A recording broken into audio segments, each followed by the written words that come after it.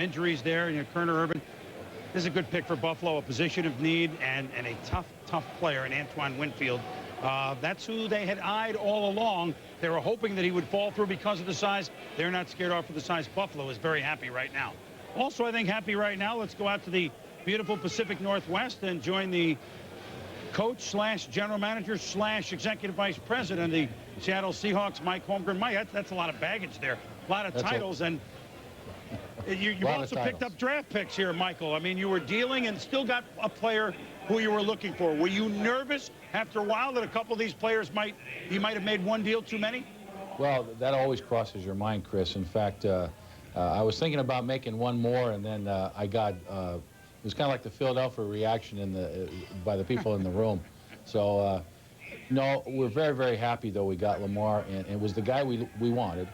And then we were fortunate enough as well to pick up some picks. You know, we only had 5 coming in, so this helps us a little bit. Now we can play a little bit the next 2 days. Well, you probably from Green Bay snuck over once to Saginaw Valley State, and nobody recognized you at the game. Assess, if you will, for us what you have found now to be on the roster of the team overall. Is this a team loaded and ready for a big-time move, you hope, this year? Do you have the guns to challenge Denver, at least in that division? Well, you know what? Denver is a fine football team, and the division is very strong. It remains to be seen. I was very pleased with our first mini camp, however, and I believe we have a chance to be a good football team.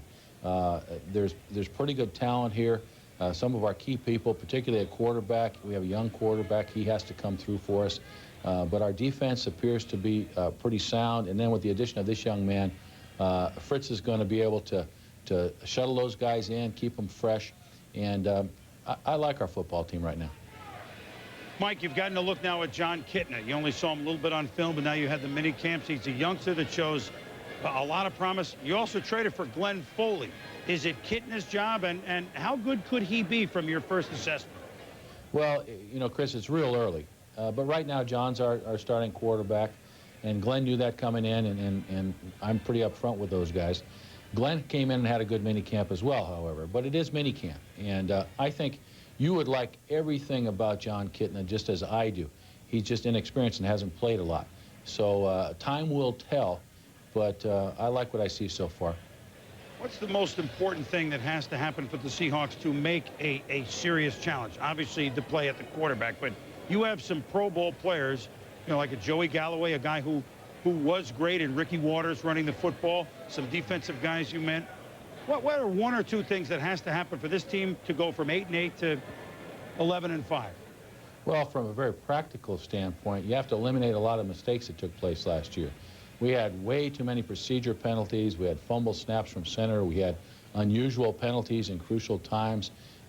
Things that are correctable, I think, with a very disciplined type of approach to what you do. The second thing is, as far as attitude, I believe, you know, you got to create that belief that good things are going to happen and you're going to do well.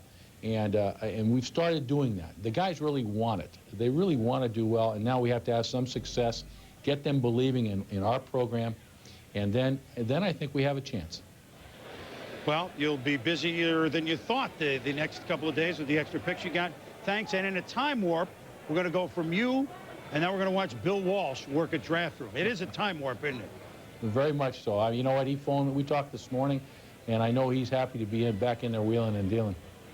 Well, and no one wheels and deals like he does. Nobody. You've taken a page from his book today. Thanks, Mike. See you later. All right, Chris. Mike Holmgren of the Seahawks. The Niners are on the clock. We shall return.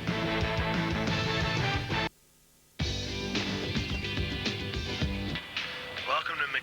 Hey, speaker dude. You got Pepsi? Sorry. No Pepsi? No way. Mountain Dew? No, we don't. Powerade? No. The Niners are on the clock because of the trade they made a few moments ago with the Miami Dolphins, moving up 3 spots in the first round. And in exchange, as Hank Goldberg reported, Miami gets one of San Francisco's 5th-round picks. Well, this is the new old brain trust of the San Francisco 49ers, and it is a time warp, isn't it? Hall of Famer Bill Walsh, his right-hand man through all the glory years in the 80s, John McVay, and his successor eventually, or the man he is grooming, Terry Donahue. They're the ones calling the shots. Why might San Francisco have moved up a few spots? If they're looking for help along the defensive line, which they should, and Reggie McGrew would be the next guy there, and he might not be there if they waited 3 more picks. That might be what they were thinking. For more, let's go to Minnesota and Andrea Kramer. Andrea. Yes, Chris, if anyone knows San Francisco, it's going to be you, and I think that you are correct because I just spoke to the Niners war room, and indeed, the top player they are considering is defensive tackle Reggie McGrew from Florida. Keep in mind, Chris Dolman is likely retired. Bryant Young, coming back from a devastating leg injury suffered late in the season, may come back early in the year, but they'd like to have some insurance hedge that they don't need to get him back until October. They would move Junior Bryant out to end, gives them a little bit more flexibility. They can put McGrew in there, just solidify that line, give them some depth. So it does look like the Niners could take Reggie McGrew. Of course, you think Bill Walsh wanting to make his mark with a quarterback, but instead could be McGrew. Let's head back to New York right now. Chris? Yeah, that would make sense, Andrea, and you're dialed in there as well, no pun intended.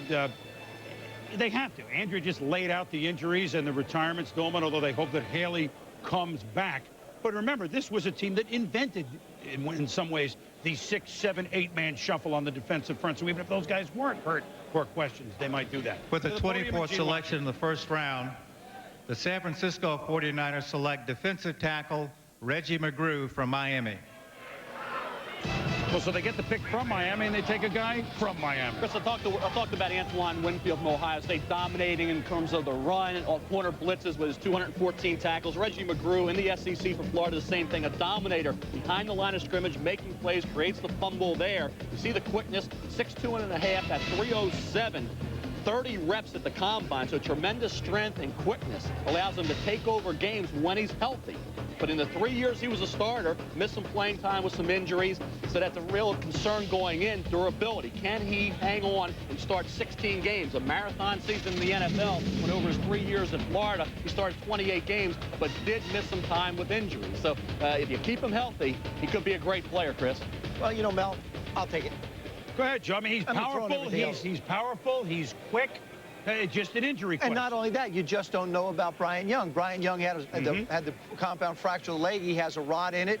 The fact that the rod is in, I think, is going to give him a chance to come back. I don't think he's going to be ready in the beginning of the year. Bryant Young with 9.5 sacks.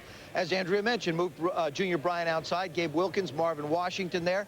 Now, all of a sudden, you come back and you really need the tackles. I think it's very important in the San Francisco defensive philosophy that they've got tackles to anchor the middle. They need to push up the middle. They like to push up the middle. They can flush people out so their ends can be productive, especially the elephant ends, the smaller defensive ends that are able to put pressure on the quarterback. So here's a bigger guy that can come in and play in the middle again for you. Let me go back to Dallas, Joe. They needed defensive tackles. They took the defensive end Ecubon. Would McGrew have been a better fit for the Cowboys, knowing Leon Lett's situation, knowing how desperate they are for defensive tackles? Not necessarily, and the reason I say that is simply because it looks to me like Dallas is trying to go back with speed on the front. So you're basically not necessarily going with the bigger guys. You're going with the quicker, faster guys. So if it's a philosophical change which they want to get on defense, I think the choice of the smaller guy, quicker end, is a better choice. I mean, you saw the chart there a moment ago. I mean, you know, there's no Barker, there's no Dolman.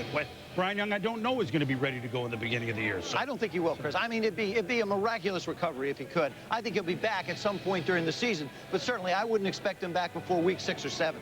And Steve Mariucci will take some rush, because rushing the passer will make your DBs, which was also a question for them last year, better players. Now let's go down to Miami, who was the other half of the trade, and Hank Goldberg. Hammer. Boomer, you guys didn't think that Jimmy Johnson was going to sit there with just 5 picks, did you? Now he goes to 27, then he trades again with Detroit, picks up their 2nd, 3rd, and 5th round picks, number 39, number 70, and number 142.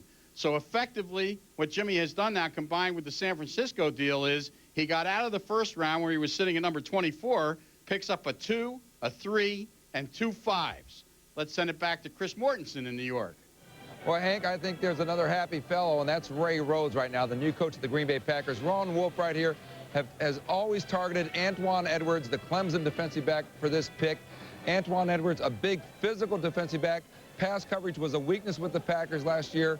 And I think that you look at Emmett Thomas, the new defensive coordinator of the Packers, and Ray Rhodes, another great defensive coach. Philadelphia last year with these two men, #1 in pass coverage, Antoine Edwards, Chris Berman, adds to that depth, or it really makes this a better secondary, I think. Yeah, well, I mean, we can remember the two teams we were just talking about, Mort, San Francisco and Green Bay. That